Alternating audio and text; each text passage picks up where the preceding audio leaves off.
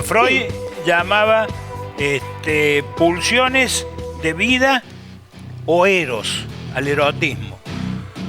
Y hoy arrancamos, aprovechando que la tenemos a Mimi, porque me interesan mucho sus opiniones, con un informe que habla, o que se titula, En la Iglesia y en el Ejército no hay lugar para la mujer.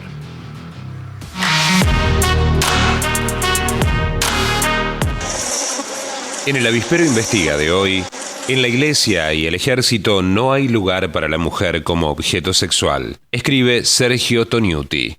Freud, en Más allá del principio de placer, va a reunir todas las formas de manifestación de lo sexual en un concepto que él llamará pulsiones de vida, o más poéticamente, eros.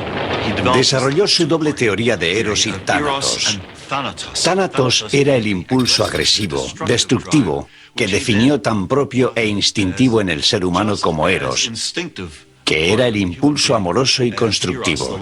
Con este término, Freud marcará aún más claramente el carácter erótico de todos los vínculos afectivos humanos. Cuando el impulso sexual del hombre se satisface con el objeto mujer, sea en forma sublimada, imaginaria, simbólica o real, estamos ante una relación heterosexual. Cuando el impulso sexual del hombre se satisface con el objeto varón, sea en forma sublimada, imaginaria, simbólica o real, estamos ante una relación homosexual. Para Freud, en Psicología de las Masas y Análisis del Yo, la Iglesia y el Ejército son dos ejemplos paradigmáticos de lo que él llama masas artificiales y que nosotros llamamos instituciones. ¿Cuánto a personas que se han comprobado que han cometido el delito, digamos así, o el pecado, o como lo quieran llamar, que va contra el honor militar o contra la naturaleza humana?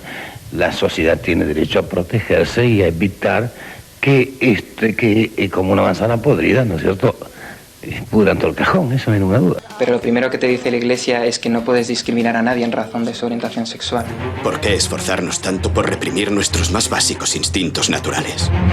En ellas no hay lugar para la mujer como objeto sexual. La relación amorosa entre hombre y mujer queda excluida. Es claro que durante casi toda su historia el Liceo Militar General Paz respondió a ese modelo, aunque en los últimos años ha producido importantes y muy buenas modificaciones, en particular la incorporación de mujeres. Ahora, si Eros es lo que vincula a las personas entre sí, en particular a los miembros del ejército o de este liceo militar, ¿cómo es que los vincula? En estas instituciones, y en forma similar en las formadas por solo varones, se sublima como amor al jefe general o superior y como camaradería. El objeto de Eros, tanto en la camaradería como en el amor al jefe, es un varón. Por lo tanto, la forma o estructura de la relación es homosexual, por más sublimada que sea.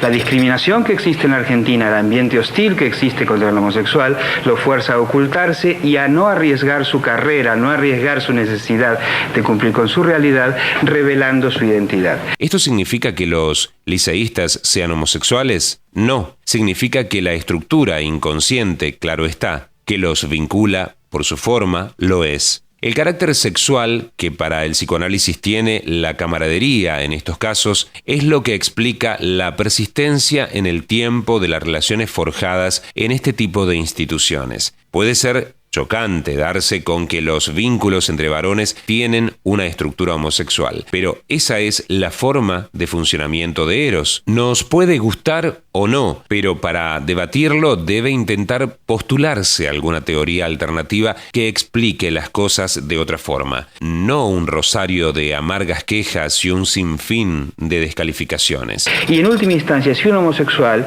desea y tiene la capacidad de prestar servicio militar, hacer la carrera militar, negárselo, pues simplemente es hacer perder algo de capacidad y a lo mejor de genio a las Fuerzas Armadas argentinas, y por el otro lado disminuir una posibilidad cívica que los homosexuales hemos tenido que pelear por nuestro reconocimiento cívico hasta ahora, desde que ha retornado la democracia. No pretendemos dar un curso de psicoanálisis y solo nos referimos a los varones porque sobre ellos se habló en un anterior informe sobre el Liceo Militar General Paz de Córdoba. Y ahora vamos a ver algo decente y marcial. Ejercicios de precisión. ¡Escuadrón!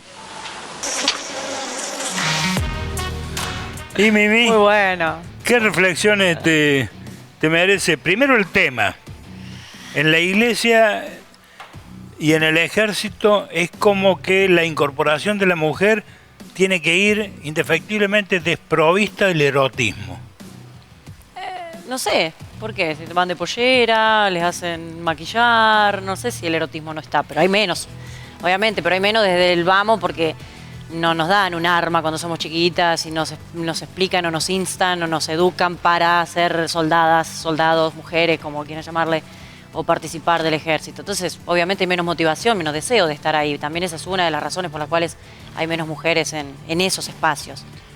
Sin embargo, en otras actividades, específicamente en la comunicación social en la cual estamos todos, evidentemente que sí, hay mucho erotismo entre los compañeros o los camaradas. Si fueran militares serían camaradas. Y bueno, vos lo sabrás mejor que nadie, que muchas veces también la mujer fue puesta como un adorno.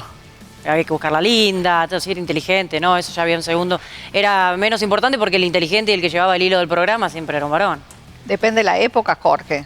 En la Sí, época hoy que yo puedo estudiaba pensar eran que no, pero 5.000 varones, bueno, no 5.000 porque no era una carrera popular, pero éramos 2 mujeres en el curso. No era popular para las mujeres y tampoco te dejaban llegar.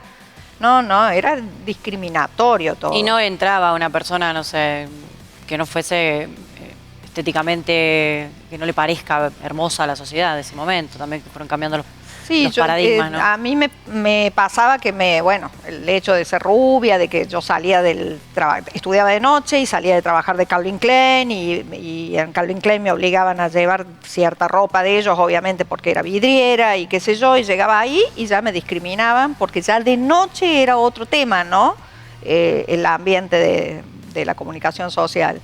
Y entonces ya era como la rubia pelotuda del grupo, ya era todo un tema. Y ya entrar después a los medios. Que en la televisión de Buenos Aires y de Córdoba se inventó algo que yo nunca fui partícipe, pero se inventó, se instaló y se mantuvo en el tiempo.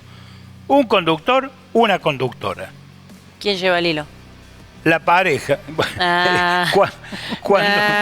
Cuando si hay uno que lleva el hilo, el final es impredecible. Sí. Mientras no sea el hilo lo rojo. Pero de todos modos, es como un formalismo de los medios de decir, bueno, no cumplimos. Sí.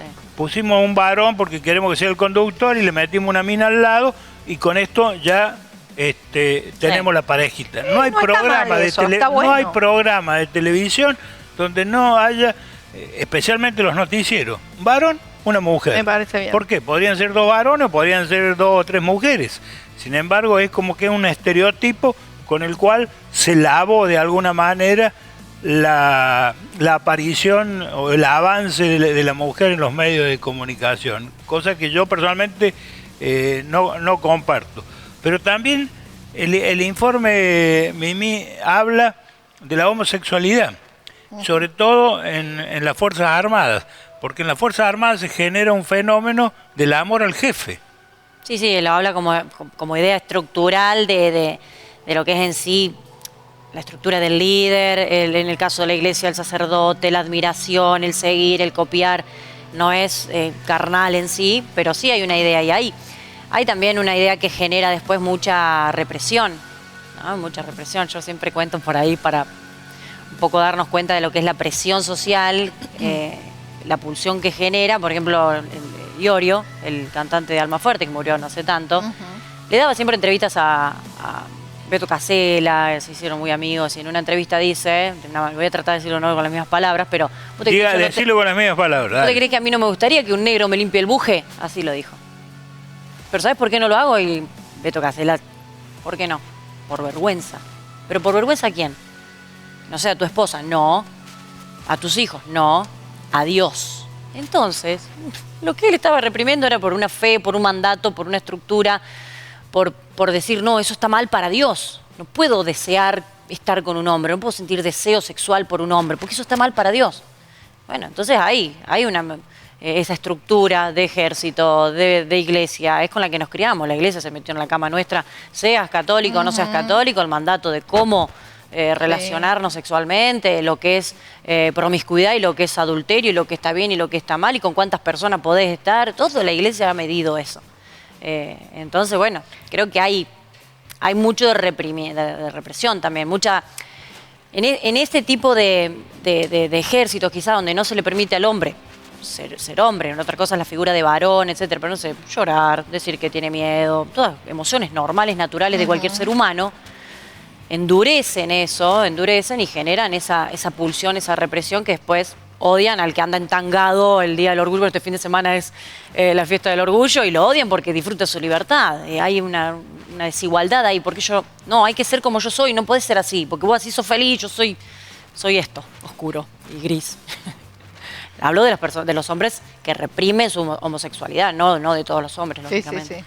Sí. ¿Usted está de acuerdo? Quiero que me conteste esto. ¿Usted está de acuerdo con que...? Ustedes son las invitadas, son las panelistas. Yo no tengo nada que ver, así que no me haga preguntas raras a mí. No, preguntas raras. No le voy a andar preguntando lo que usted cree. No, ¿usted está de acuerdo con esto que no haya actualmente servicio militar? Como estaba planteado, evidentemente que no. Evidentemente que no estoy de acuerdo, claro, como estaba planteado el servicio militar, que era una cosa absurda, ¿no es cierto? Muchas muertes, muchas cosas. Yo rescato del servicio militar de antaño, es decir, la posibilidad del roce social entre clases sociales de los chicos.